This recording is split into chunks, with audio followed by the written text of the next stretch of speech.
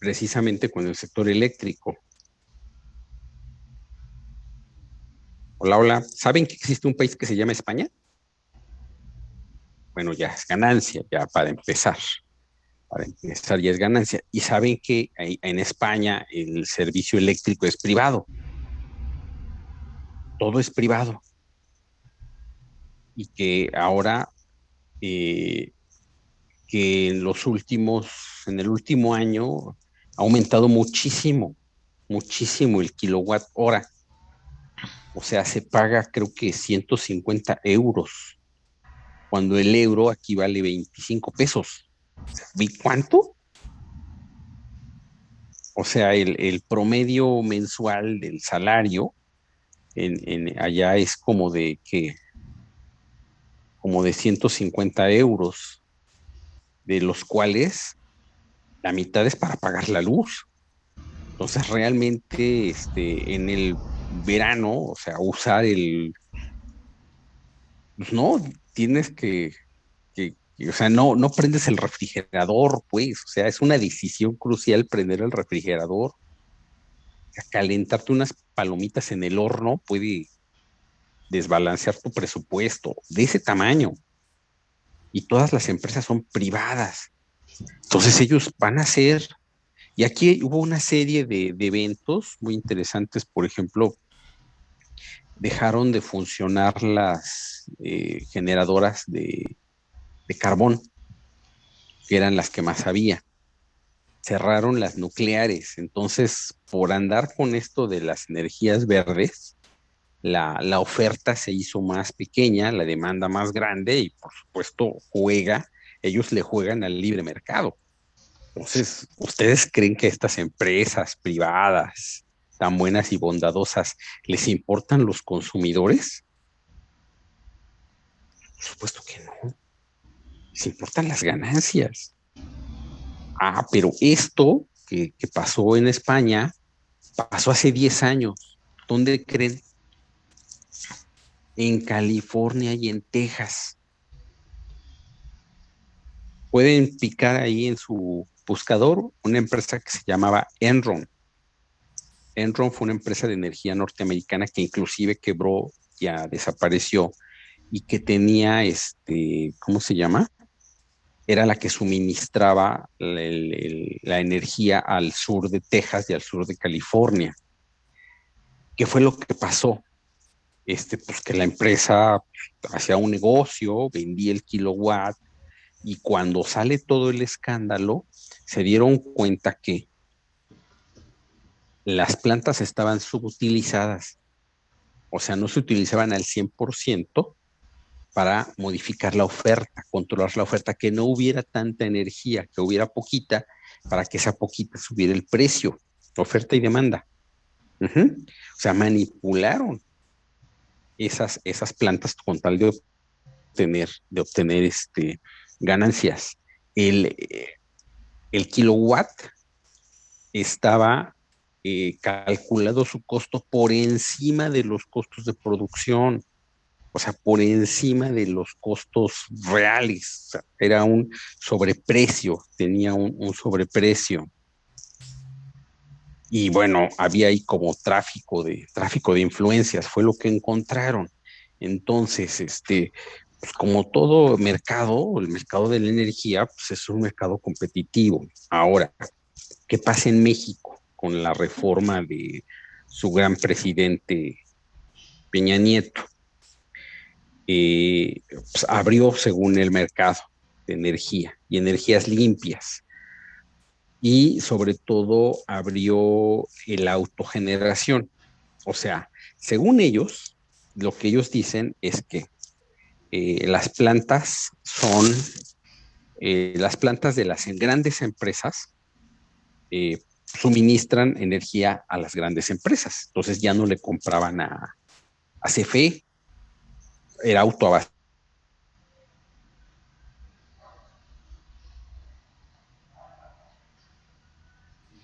Le quitan a CFE la transmisión, pero se la dan a esta Comisión Reguladora de la Energía. Y gratis. O sea, la empresa privada, o sea, ¿qué es lo mismo que sucede? O sea, es una empresa de transporte. ¿Qué es lo que requieres? Camiones. Y los camiones que requieren carreteras. Donde hay carreteras van las empresas de transporte. Donde no hay carreteras van las empresas de transporte. No. ¿Hacen las empresas de transporte las carreteras? No. ¿Quién tiene que poner esas carreteras? El gobierno, la sociedad tiene que crear esas carreteras. Pero tú tienes que pagar algo por usar esas carreteras. Peajes, impuestos sobre la renta, cuotas, o sea, algo, tenencia.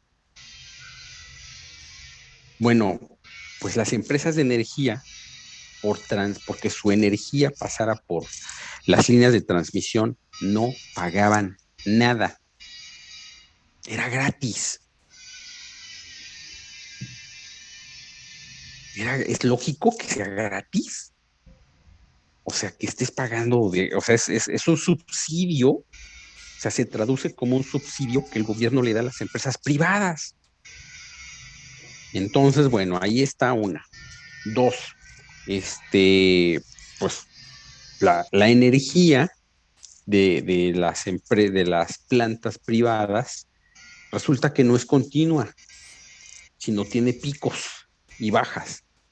O sea, cuando la empresa necesita energía, pues consume su energía y da poco al sistema eléctrico.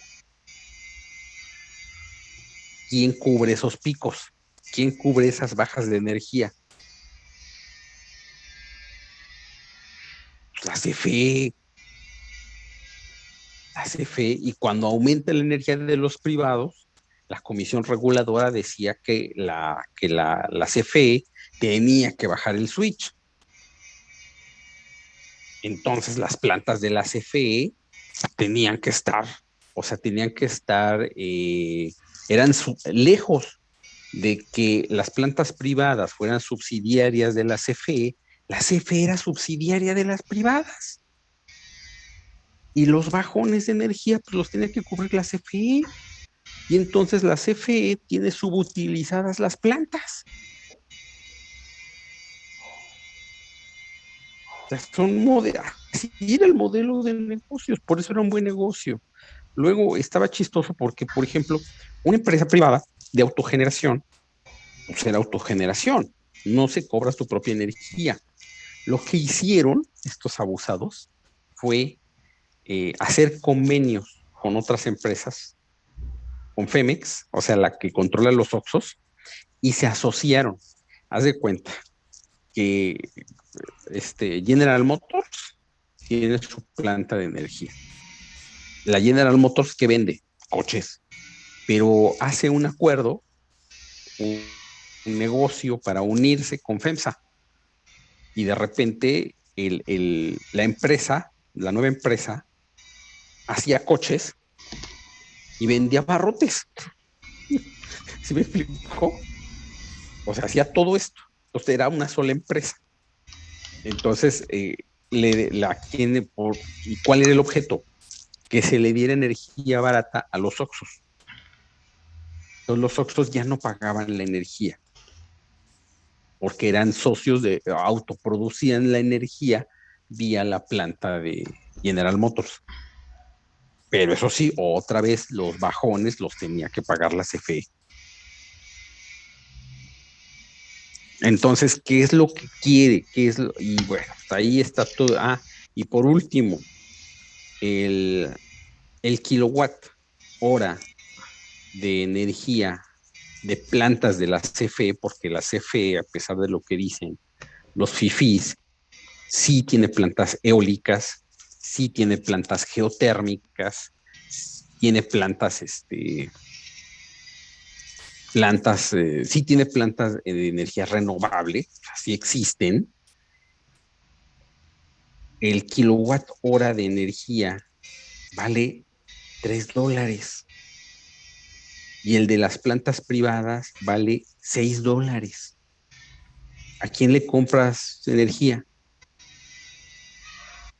Hace fe. Ok, La Comisión Reguladora de Energía determinaba que la CFE no podía vender, pero estaba obligada a comprar toda la energía de los productores privados de energías limpias. Entonces, así como que era una locura lo que estaba sucediendo. Entonces, ¿qué hace la reforma? O sea, la reforma ordena el mercado, le da prioridad a la CFE y aún así limita, a pesar de lo que dicen estos tipos, que es un monopolio, que es una expropiación tácita de la inversión privada. El 54% de la energía tiene que ser reservada para la CFE. Lo demás, háganse pelotas los privados. Y la CFE es la que controla. Entonces, como desaparece la Comisión Reguladora de la Energía y vuelve a ser parte de la Secretaría de Energía, pues ya, o sea, va a haber un centro controlador de las líneas de transmisión y es la que va a decidir cuánta energía corre por determinado línea de transmisión. Obviamente la prioridad es la CFE. Y ya vienen todos los problemas de gestión. O sea, efectivamente hay que bajarle a los combustibles fósiles, hay que meterle más a las fuentes de energía eólica y térmica y solar, pero esa es otra discusión. Ahorita es ordenar el mercado, quitar estos entes autónomos que pues eran, y esto fue, o sea, no es que uno esté en contra de los autónomos, sino que los autónomos terminan sirviendo no al país, sino son capturados por los agentes a los que deberían de regular. Este es el problema. Es lo mismo que sucede con el IFE, por ejemplo, ¿no? ¿Por quién controla el IFE? Los partidos. Pues ¿quién controlaba la Comisión Nacional de la Energía? Pues los inversionistas privados. O sea, había ¿cómo se llama? Había que ya está descubierto, o sea, es un modelo de los neoliberales para romper las empresas públicas, que no se invierta. O sea, tú dejas de invertir durante 5 o 10 años en el mantenimiento de las plantas, pues por supuesto, en esos 5 o 10 años se vuelven chatarra. Y entonces bombardeas, es que son malos porque son públicos, es que son malos porque el Estado no puede producir nada, el Estado es malo, no sé qué. Entonces yo creo que es una iniciativa para ordenar el mercado y que no nos pase lo que está pasando, a diferencia de lo que dicen, lo que pasa en España o lo que pasó hace 10 años en California, que fueron empresas privadas. Y volvemos al cuento de siempre. Ellos vieron por sus intereses, no ven por los intereses de la ciudad, ni de los ciudadanos, ni de los países, nada. No les importa, no les interesa. Les interesa solo obtener ganancias. Y entonces, bueno, quieren participar adelante, pero necesitamos entonces una regulación robusta, lógica y robusta. Entonces, por ahí yo creo que es bastante positivo. Ahora, ¿cuál es lo único malo de todo esto? Que también es algo bien sencillo. ¿Ustedes saben cómo se determina el costo del kilowatt? Por eficiencia de las plantas. O sea, el CFE tiene muchísimas plantas y tiene desde las eólicas, tiene generadores muy modernos con una alta eficiencia. Estamos hablando de una eficiencia del 80%. Es decir, solo el 20% se pierde en calor y en otros fenómenos. Se convierte el 80% de la fuerza cinética en energía eléctrica, o sea, que es altísimo. Tiene pues la planta nuclear, la única, que ya deberemos de cerrar, pero bueno, ahí está. Y tiene unas viejísimas. La bronca es que están todas metidas en el sistema y quien determina el costo no es la más moderna, sino es la más vieja. Entonces, lo que tenemos que hacer es una renovación tecnológica de las plantas, evitando precisamente que sean que haya plantas tan viejas que nos determinen el costo, porque ese es el costo parejo y es el negocio, porque la diferencia entre una planta vieja y una planta nueva puede ser hasta del 50%. O sea, si tu energía te la cobran al precio de la generación de una planta nueva, puede ser la mitad de lo que pagas de tu recibo, porque quien está, digamos, marcando el indicador de precios es la planta más vieja. Pues, ¿qué es lo que nos conviene? Pues invertir en el sector eléctrico para no tener plantas viejas, que sea más eficiente la generación y todo eso. Pero bueno, pues eso es inversión pública. Los privados no lo van a hacer. Nadie le va a meter al mercado, salvo el Estado. Uh-huh. ¿Alguna otra duda? Jóvenes. Ya, profe, yo tengo Uh-huh. duda respecto a la economía dual. No me quedó muy claro en eso creo que fue lo que nos quedamos la clase pasada. Uh-huh. Nos estaba explicando sobre la economía dual y, por ejemplo, que existen algunas actividades económicas pues que han crecido en los últimos años, pero, por ejemplo, ahí es la duda, ¿influencia de qué o cómo? Entonces, no sé si me puede explicar con respecto a eso, por favor. Precisamente yo también me quedé picado con eso y encontré unos datos. Ahorita se va a cortar, nos quedan 7 minutos, ya saben que en cuanto se corte, este, 10 minutos y 15 minutos nos volvemos a conectar. Entonces, por ejemplo, para el caso de Guanajuato, entonces, por ejemplo, digo, tenemos este gráfico que está muy bonito, muy padre, porque te da el peso de las entidades en el producto. Entonces, obviamente, pues, se ve la primacía de la Ciudad de México y de aquí del Edomex, prácticamente la mitad, si no es un poco más, es de la Ciudad de México por el área metropolitana. O sea, nosotros debemos saber que el área metropolitana es la Ciudad de México más la mitad del Estado de México. O sea, la Ciudad de México no solamente es un monstruo urbano, es un monstruo productivo. Entonces, bueno, ahí el peso del área metropolitana pues, es mucho, muy grande.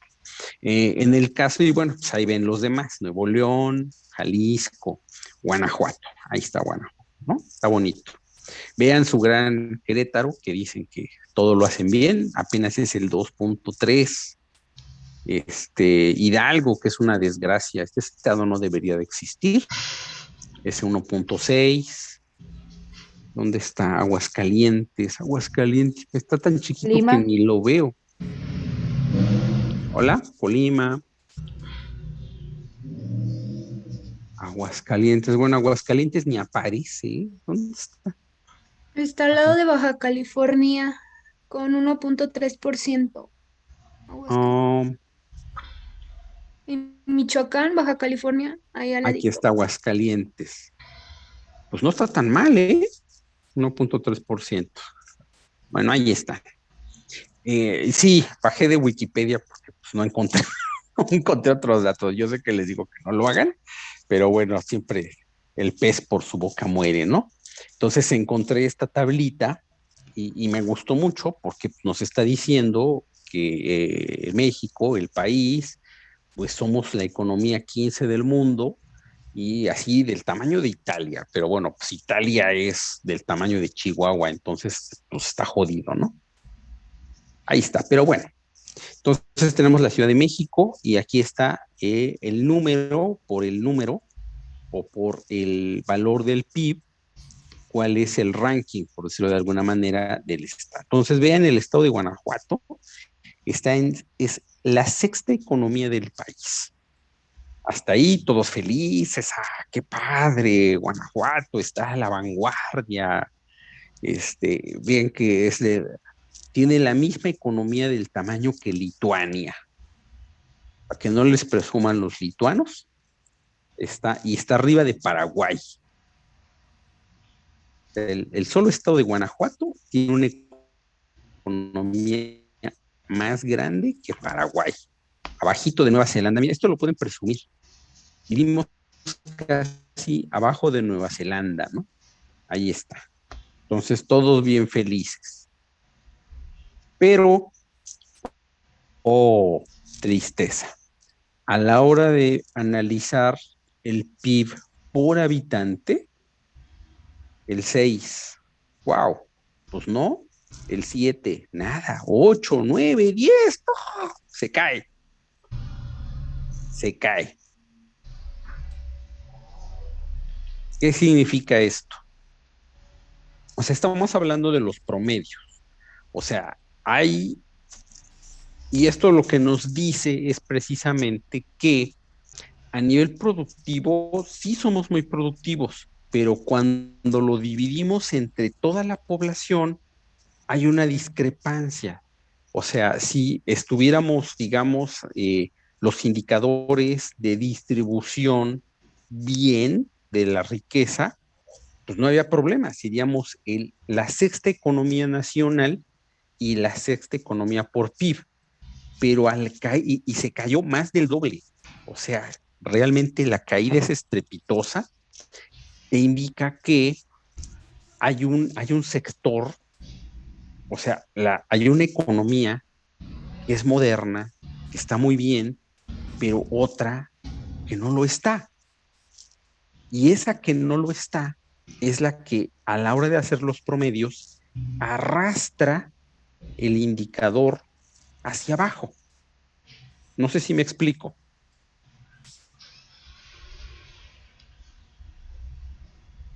¿Dónde estás? Angélica, Sí, ¿sí me explico? sí, sí, sí, sí. O sea, es un motor Ujú. y es una carrera, vas en sexto lugar. Y si hubiera una relación perfecta que se llama productividad, o sea, si la productividad por individuo estuviera en relación directa con el PIB, pues no habría bronca. Ahí vamos, ¿no? En la carrera en sexto. Pero resulta que hay gente que no tiene tanta productividad, gente que va más lento, corre más despacio. Y son a los que tienes literalmente que cargar. Entonces son un lastre. Por eso, cuando cambia el indicador a los promedios, en vez de irte para enfrente, te vas para atrás. Vas para abajo. Ujú. O sea, ese significa a todas las personas que ese PIB tiene que cargar, pero estamos hablando del promedio. Luego hay como en todas las economías, hay ganadores y hay perdedores. Uh-huh. Regresamos entonces. Bueno, aquí está. Aquí está. Entonces, este es el PIB per cápita. Ahora, con este indicador, este es el otro indicador, pobreza extrema, que es al revés. Aquí son los que son más pobres. Y bueno, y aquí la cosa se recupera porque estás a la mitad de la tabla. No estás entre los 10 más pobres, no estás entre los 15 más pobres, pero estás en el 16. Y como son 31 estados y un distrito federal, literalmente estás a la mitad de la tabla. Otra vez nos vuelve a indicar que a pesar de ser la sexta economía del país, las personas que no tienen tanta productividad te arrastran el indicador 10 lugares atrás. Ahí está el problema.